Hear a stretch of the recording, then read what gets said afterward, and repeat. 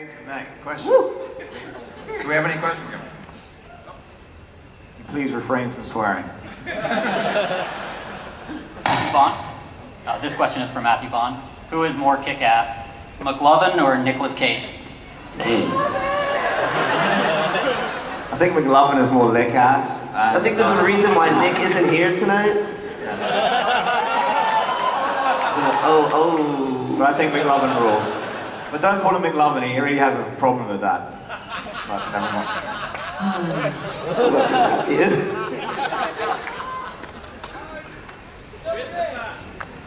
Hi, my name's James. I wanted to ask Mark Miller a question. Yeah? You had a really amazingly basic idea with this, with Kick-Ass. So I wanted to ask, why don't you think Kick-Ass decided to be a superhero? Why is this taken off so well? Why do you think this succeeded on such a basic idea? Just a normal guy, no background or anything. Well, the weird thing is there's about 6,800 people in this room, and I bet you everyone at one point has entertained the idea of being a superhero. Especially that guy.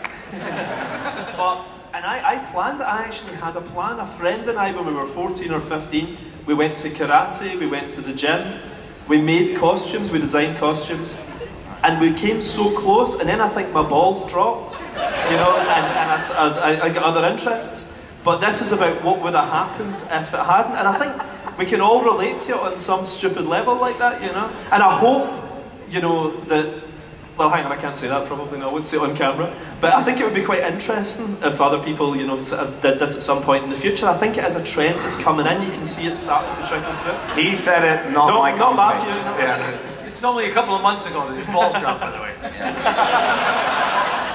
Yeah, one of them. It's hanging around my knees just now, though. It's dropped really far.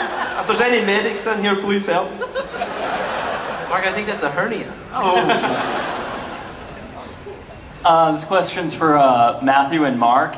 How did you guys go about like deciding like what you were gonna keep in the movie and what you're gonna like take out and change from the comic book? And is there gonna be a Miller World drink up tonight? Is that Matt Holland? It is Matt Holland. What's up? I know everyone in here's name. That's amazing. Well, you might as well answer it. He's your friend. But yeah, we'll probably have a piss up at some point tonight. Anyone, you have to be over 55. We're going to ID everyone. You've got to be over 55 to join us for a drink tonight. Probably the Hyatt, maybe? This is like a private conversation. What are we doing? It's just you and me, that's you and me. Yeah. Well, the answer to the question, basically, we just it's been very collaborative, and you know the script was finished before the comic, and which is strange, and but we just worked together and tried to do what we thought was right. Well, I think Matthew and Jane just took out the shitty bits, you know, and added in lots of cool stuff, you know, and it was great, you know, because when you're doing a comic, you're doing it on this deadline, but they just had all this time to kind of did a year of thinking about it and constantly tweaking it, and it ended up brilliant. And I nicked all the best bits and shoved it in the comic later. Yeah. So it worked out great. Yeah. Awesome, thanks. Hey guys, thanks for giving Mike Malvy's Atomic Comics a shout out in your film. That rocks. I missed you at the softball game this year, John. Sorry.